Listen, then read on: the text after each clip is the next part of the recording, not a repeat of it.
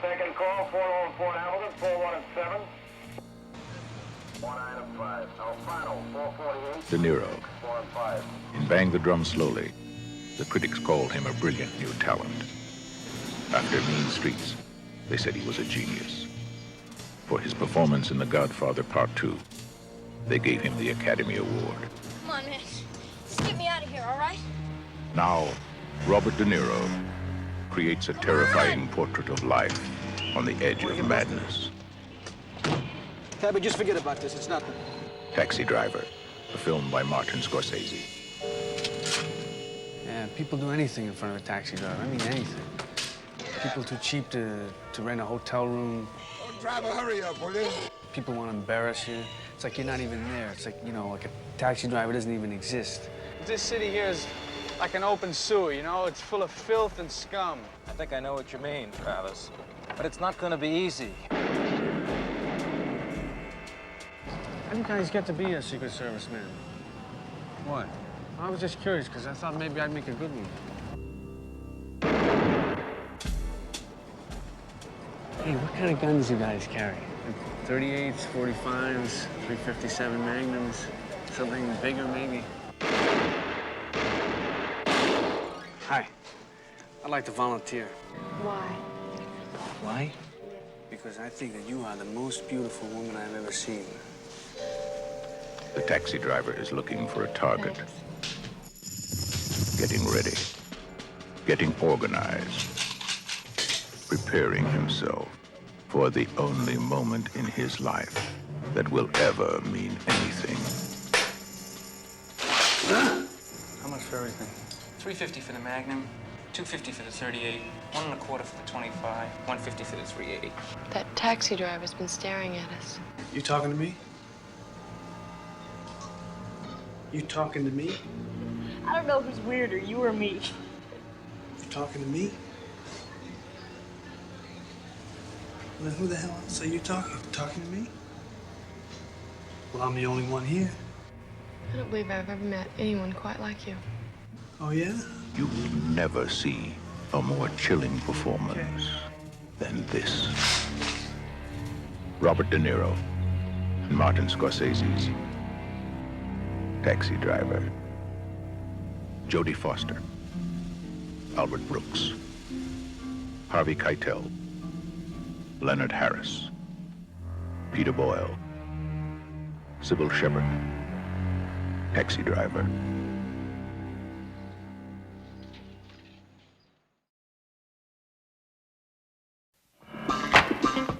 They still do it by hand at Mr. B's. Morning, Mr. B. Morning, Snapper. Only determination, Got the big three. dedication, and a tough crew of men can get the job done.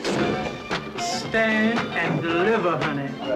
They've got a sharp boss who always has control of the situation. They've got teamwork. Hi, I'm Clyde. Ho! And I'm Lloyd. And we're the Futuristics. And most of all, they've got the will to work. I don't want you to leave here without realizing what I can do for your car. Like what? Take over the payments for me? This is the wet and wild world of the car wash, a business a man can be proud of, I want to work with the men, Dad. where the only rule is do it with style. It's hard work, because sooner or later, everyone comes through here. Yeah, did you happen to see a big, tall, black, blonde chick here with big, black, blonde red boots? Listen, I'd like to talk to someone and get some information about a social disease. Hey, brothers, I'm here to unite with you. Hey, baby, how you doing? Good, I'm glad to hear that.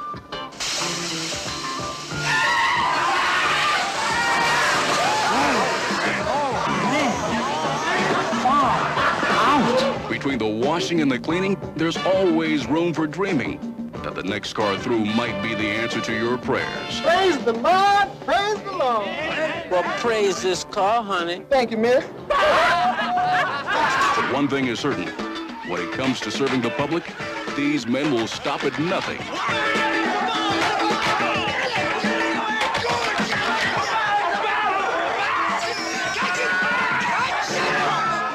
George Carlin, Professor Irwin Corey, Ivan Dixon, Lorraine Gary, Jack Kehoe, the Pointer Sisters, Richard Pryor.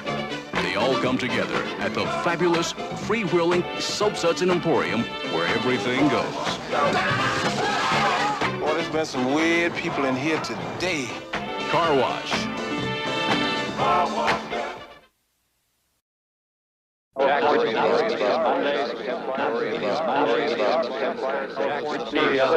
And now, the distinguished television news commentator, Mr. Howard Beale. Ladies and gentlemen, I would like at this moment to announce that I will be retiring from this program in 2 weeks' time because of poor ratings. Since this show was the only thing I had going for me in my life, I have decided to kill myself. I'm going to blow my brains out right on this program a week from today. What the hell's going on? Prepare yourself for a perfectly outrageous motion picture. Howard Beale went up there last night and said what every American feels, that he's tired of all the bull. Sakes, Diana, we're talking about putting a manifestly irresponsible man on national television. I am not putting Howard back on the air. It's not your show anymore, Max. It's mine. I got a feeling I'm being made. You are. Got to warn you, I don't do anything on my first date. We'll see. I want a show developed based on the activities of a terrorist group. Well, Ahmed, I'm gonna make a TV star out of you. Just like Archie Bunker. We're the #1 show in television! We're #1! We're #1! There is no America. There is no democracy.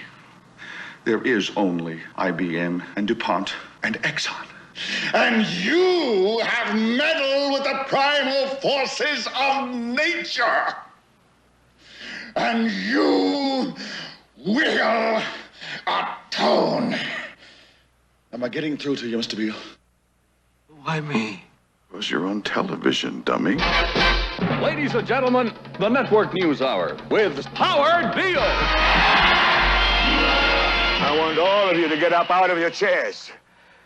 I want you to get up right now and go to the window, open it, and stick your head out and yell, I'm as mad as hell, and I'm not going to take this anymore. Things have got to change. How many stations does this go out? out? You've got to get mad. 67. You've got to say...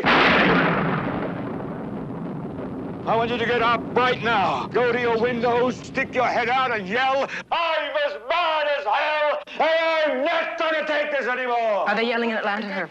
Are they yelling in Atlanta, Ted? I'm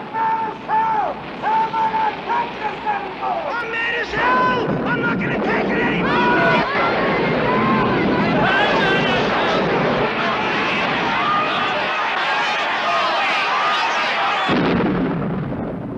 Network by Patty Chayefsky, directed by Sidney Lumet, produced by Howard Gottfried. Television will never be the same.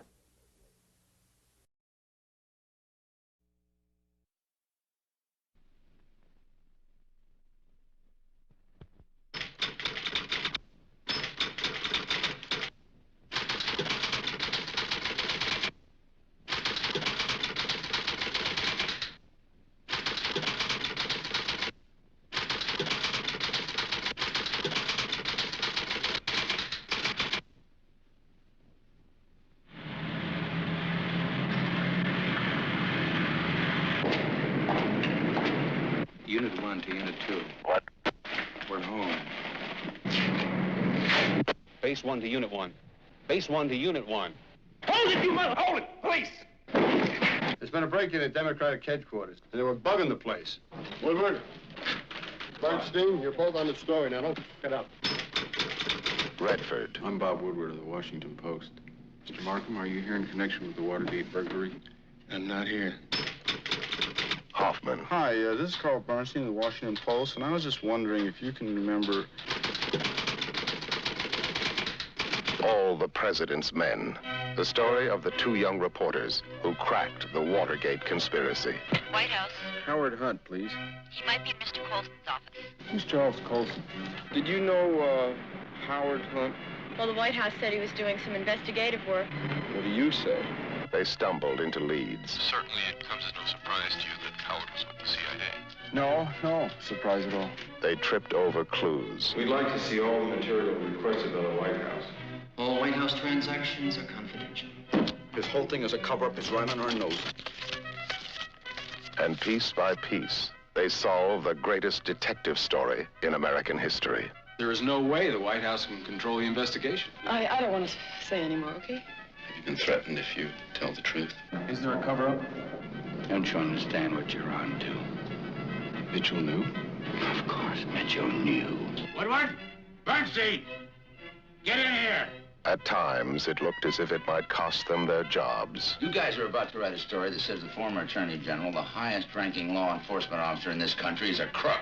Their reputations, Why is the Post trying to do it? I don't know. perhaps even their lives.